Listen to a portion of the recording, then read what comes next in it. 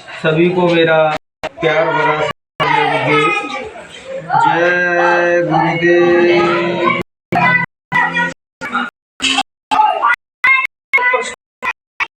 सब लोगों के अंदर चलता रहता है, कहते हो या ना कहते हो, कि हम जो सत्य मार्ग पर चल रहे हैं, हमारा भजन सही बनना है या गलत बनना है। तो मैं अभी ध्यान में बैठा था, तो अभी जब सबके अंदर रहता है, जैसे मेरे अंदर रहता है तो सबके अंदर रहता है वो स्वभाव है कि हम सही पे चल रहे हैं मार्ग पे, गलत चल रहे हैं भजन के मार्ग पे। तो अध्यात्म में बताया गया अंतर जी पहले काला चक्कर से दिखाता है, वो लोग काला अंधकार कहते हैं जिसको, वो काल का बताया था गुरु महाराज ने। काला अंधकार दिखा रहा है, शुरुआत में हमको काला ही अंधकार दिखेगा। कोई साधना में स्टार्टिंग में जाना शुरुआत करता है तो उसको काला ही अंधकार दिखेगा। अब वो क्या साधना मुझे कभी दिखता ही नहीं, तो मैं क्या करूँगा भजन करके। वो क्या चाहता है, एक दो दिन में ही मुझे सब कुछ दिखने लगे। तो सभी लोग कहते हैं भजन नहीं बनना या भजन में कुछ दिखाई नहीं देता। तो शुरुआत में तो हो सकता महीना दो महीना उसको काला ही दिखे वो अंधकार, फिर काले के बाद जब सफेद प्रकाश दिखना लगे तब समझना कि अध्यात्म के अब पहली सीढ़ी पे पहुंचा देंगे। पहुंचे वो पहली सीढ़ी पे पहुंच चुके हैं। अब प्रकाश से धीरे धीरे वो द्वार खुलते जाएंगे। सबसे पहले गुरु दिखेंगे हमें, जो इतने तेजस्वी होंगे, इतना तेज फैल रहा होगा पूरे ब्रह्मांड में उनका कि मानो उनका तेज हम बर्दाश्त ही नहीं कर सकते। जब जीव बार बार विरह वेदना की प्रार्थना कर करके कहता है कि गुरुदेव मुझे रास्ता दिखाइए, मुझे रास्ता दिखाइए, तब गुरुदेव अपने चरणों में उसको जगह देते हैं वो दिए को, और वो चरणों से ही ऊपर के लिए रास्ता गया है। लेकिन वो तुरंत उस चीज का फल चाहते हैं कि तुरंत हमें चीजें दिखने लगे। और नए जो और लोग आते हैं, वो लोग नए लोग जुड़ते हैं, वो क्या कहते हैं अरे फलाने जगह तो हमें तुरंत रिजल्ट मिल रहा है, तो फलाने जगह तो मुक्ति मोक्ष से उनका कोई मतलब नहीं है। तो मैं तो तुमने दान दक्षिणा ले ली तो तुम कहीं का भी जाओ, उन्हें मतलब नहीं है। अरे सतगुरु का दायित्व रहता है कि अपने जीवों को परमात्मा से मिलाना, इन 84 लाख योनियों से बाहर निकाल देना। लेकिन हम साधना के प्रश्न का चीज पूछते नहीं गुरु महाराज के, मैं जो साधना समस्या हो रही है, हम बाहर की चीजें पूछते रहते हैं कि गुरु महाराज वो मौनी मोड़ा की शादी हो रही, वो पैसा रुपया नहीं आ रहा, नौकरी नहीं लग रही। अरे जब तुम गुरु महाराज के चरणों में पहुंचे हैं तो गुरु महाराज के तहत तुम्हारे भरण पोषण कैसे करना है, या तो तुम खुद हाथ पैर मार रहे हो, उन पर तुम पूर्ण तरीके से अपने आप को शामिल नहीं कर रहा, पूर्ण तरीके से अपने आप को रखने के लिए ये गुरुदेव जैसा करेंगे वो ठीक करेंगे। जब भक्त की परिभाषा बता रहा हूँ, भक्त कहता है कि जो गुरुदेव करेंगे वो ठीक करेंगे, और अपन लोग क्या कहते हैं कलयुगी लोग, जो हम करेंगे वो ठीक है। हमारे अंदर मैं और मेरे का भाव है, तो भाई तुम साधना में कहीं नहीं पहुंच पाते, क्योंकि हमने गुरु को सर्व कुछ माना ही नहीं है। सर्वत हमने तो अपने आप को मार रखा है। अब कहीं सत्संग नहीं, तुझे कहते हैं हमने इतना सत्संग सुन लिया, हमें सत्संग सुनने की क्या जरूरत है, इतना सुन लिया तब भी कहीं नहीं पहुंच पाए, तब भी राग देशन में एक दूसरे की निंदा बुराइयों में लगे हुए हैं। हाँ, नए बच्चे कुछ भजन कर रहे हैं, कुछ आगे निकल रहे हैं, तो उनसे ये सर राग देश रख रहे हैं। लेकिन जब बात तो गुरु महाराज ही खुद कह गए थे कि नए नए बच्चे आएंगे, वो ध्यान भजन जाना करेंगे, पुरानों को सबको पीछे छोड़ देंगे, ऐसी ऐसी शक्तियां आएंगी जो मुझसे भी प्रश्न करेंगी। वो गुरु महाराज के बातों को बता रहा हूँ, प्रश्न मुझसे भी करेंगी गुरु महाराज जी क्यों। तो गुरु महाराज ने कुछ चीजों पर हमें पर्दे डाल दिए, क्योंकि बहुत सारी चीजें ओपन कर दूंगा तो वो सत्संग सुनने ही नहीं आएगा। अगर शुद्ध ज्ञान की बात करूंगा वो सुनेगा ही नहीं। तो उन्होंने बनाया कि तुम ध्यान भजन करोगे, तुम्हारी नौकरी भी लग जाएगी, तुम्हारे घर में शांति भी रहेगी। जब साहब हलचल कहाँ है, घर परिवार में हलचल नहीं है, हलचल हमारे अंदर चल रही है, वो कहीं ना कहीं बाहर प्रकट हो जाती है। क्यों पहला क्रोध अंतर में आता है, तभी तो हम बाहर प्रदर्शन करते हैं उसका।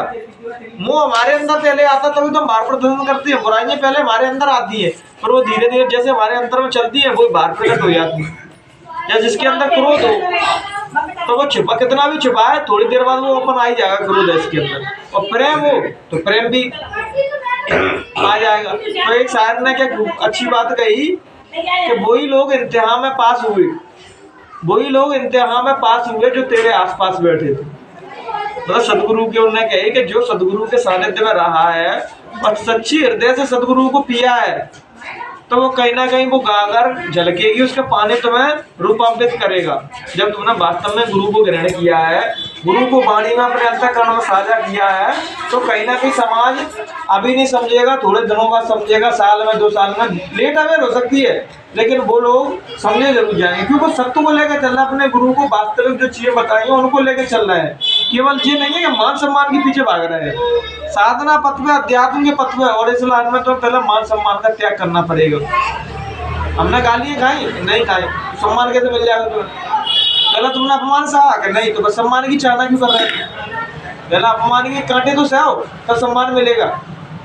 अब गुरु महाराज ने इतना बड़ा नाम कर दिया, अपन को क्या दे रहे? गुरु महाराज तो वो फेमस थे, वो अच्छे था, वो लेकिन पीछे का जीवन कोई नहीं देखता कि शुरुआत उन्होंने कैसे की थी, क्या क्या सहा था उन्होंने अपने अपने जीवन में। तब भी वो जीवों को चेताने के लिए लास्ट टाइम लोग उल्टा सीधा बोलते रहते थे। तो महात्मा कहते हैं कि तुम कितना भी अच्छा काम कर लेना, तुम्हारी निंदा और तारीफ में 2 चीज जरूर होगी। अगर कोई जिससे सोचता है कि नहीं तारीफ ही तारीफ हो, तो वो नहीं हो सकती, उसकी बुराई भी होंगी और अच्छाई भी होंगी। क्योंकि समाज जब तक ये धरती शुरुआत हुई है तब तक अच्छाई और बुराई हमेशा रही है। चाहे वो राम आए हो, चाहे कृष्ण आए हो, चाहे बुद्ध आए हो, चाहे जीसस क्राइस्ट आए हो, चाहे कबीर आए हो, नानक आए, पलटू कोई भी आया हो। कैसे बताओ, कृष्ण भगवान के टाइम पर बुराइयां नहीं थी क्या? आज नहीं है बुराइयां? क्या सतलोक में बुराइयां नहीं थी? बुराइयां, बुराई और अच्छाई हमेशा धरती पर रहेंगी, क्योंकि धरती को संतुलित बनाने के लिए दोनों चीजों का होना आवश्यक है। तो कोई भी महात्मा आया है पूरा समाज को सुधार पाए? वो नहीं सुधार पाए। क्या पूरे आदमी बुरे बन पाए? नहीं बन पाए, क्योंकि सारी बुराई होंगे तो धरती तब भी नहीं चल पाएगी, सारी अच्छाई होंगे तब भी धरती नहीं चल पाएगी। इसलिए संतुलित बनाने के लिए अच्छाई और बुराई हमारे अंदर जो चीज देखना, मनुष्य के अंदर अच्छाई और बुराई दोनों गुण मिलेंगे। हाँ, जब वो निखरते कब है? जब ऐसे जगह बैठने लगेंगे, सत्संग में जाने लगेंगे, तो अच्छाई हमारे अंदर से निखरेगी और बढ़ेगी। और जब बुरे कर्मों में कलारी में बैठने लगे, दारू पीने लगे, गलत काम करना है, तो बुराइयां बढ़ेंगी हमारे अंदर। अब मनुष्य को खुद डिसाइड करना है कि उसको अंदर अपने अंदर बुराइयां बढ़ानी है, अच्छाई बढ़ानी है। तो जैसी संगत करोगे वैसी रंगत चढ़ेगी तुम्हारे ऊपर। साधु संतन के भक्तन के चरणों में बैठोगे, पुजारी चक्कर में, तो वही बातें बताएंगे कि भगवान की ओर चलो, गलत काम मत करो, तो भगवान सुख समृद्धि देगा, अच्छा जीवन बीतेगा तुम्हारा। हाँ, गलत शराबी कबाबी चक्कर में बैठोगे तो वो बताएगा शराबी सब कुछ भी, क्योंकि जैसा जीवन जिएगा वैसा ही व्यक्ति बताएगा। इसलिए पहले हमें संगत करना है, अपना माहौल ऐसा बनाना है कि भगवान की ओर चल रहा है, कि जो व्यक्ति भजन कर रहा है उसकी संग रहे, जो साधना कर रहा है उसके संग रहे। नहीं रह रहा तो खुद अकेले बैठ के भजन करो। जब बहुत से लोग कहते नहीं बाबा तो ढोंगी है सब, तो मैं तो तुम्हें कितनी सरल बात बताता हूँ, भैया नहीं कर रहा, कहीं नहीं जाना, तो खुद बैठ के घर भजन करो, किसी को मत मानने लिए खुद तो कर सकते हो।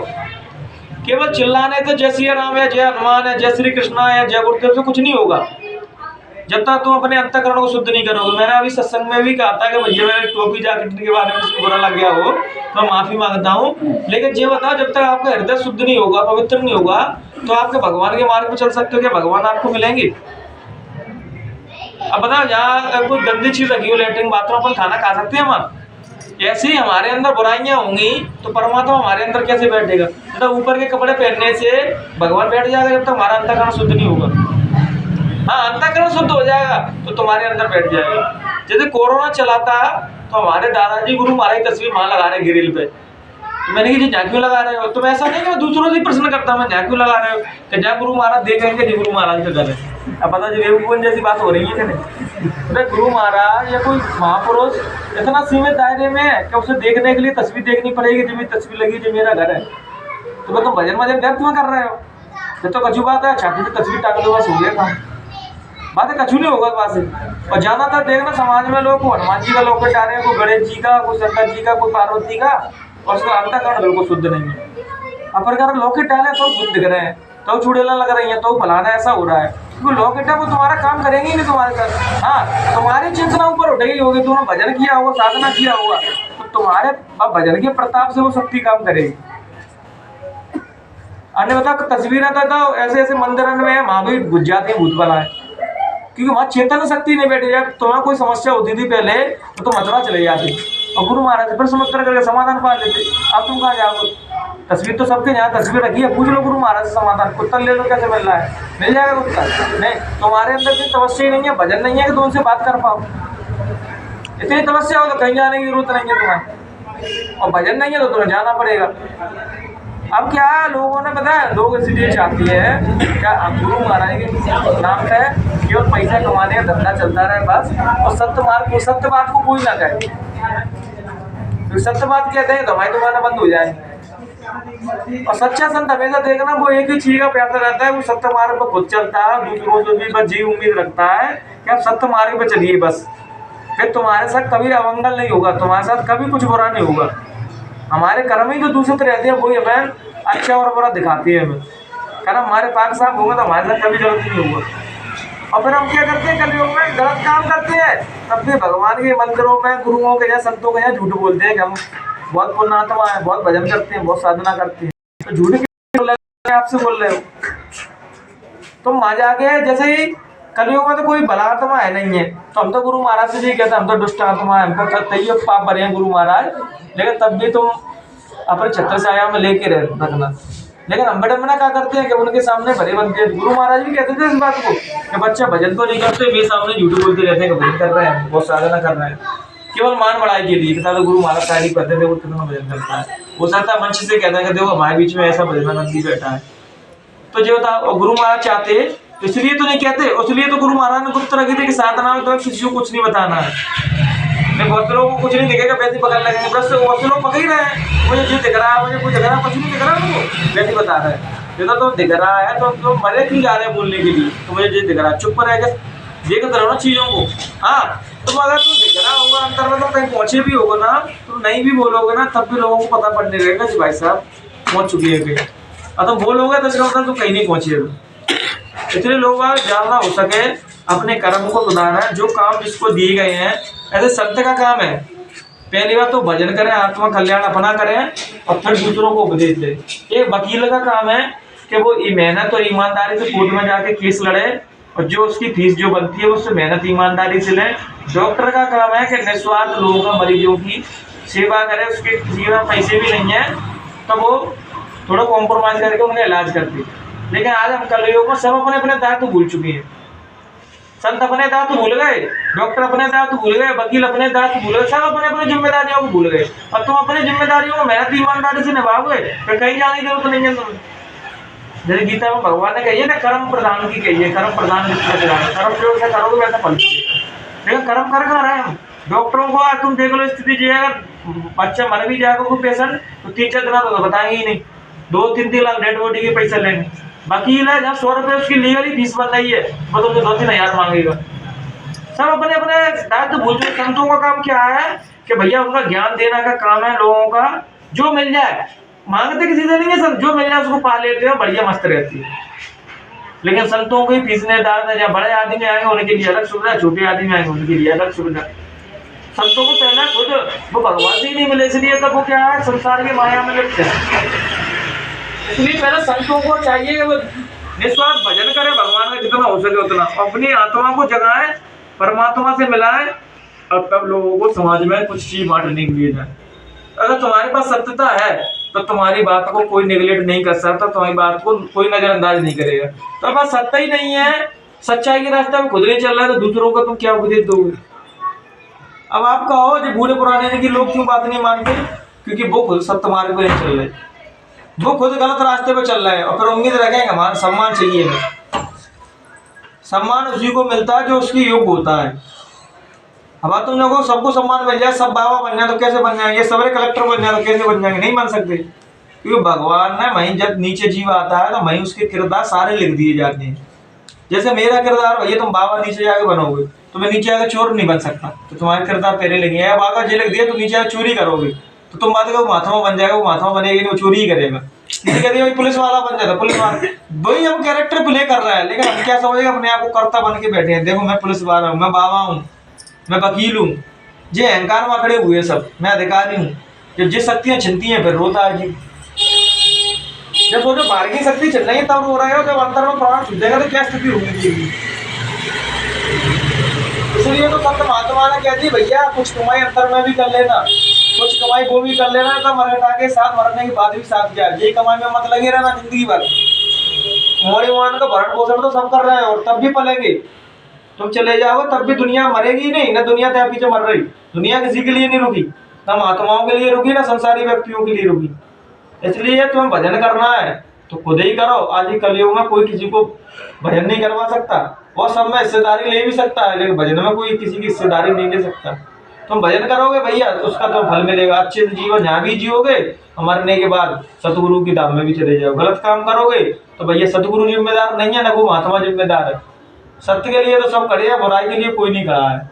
इसलिए अपने कर्मों को सुधारें, अपनी वाणी पर संयम रखें, छोटे लोगों से प्रेम करें, छोटे आने वाली पीढ़ियों से प्रेम करें, और सभी लोग मिल के प्रेम से रहें, तब समाज को हम कुछ दे पाएंगे।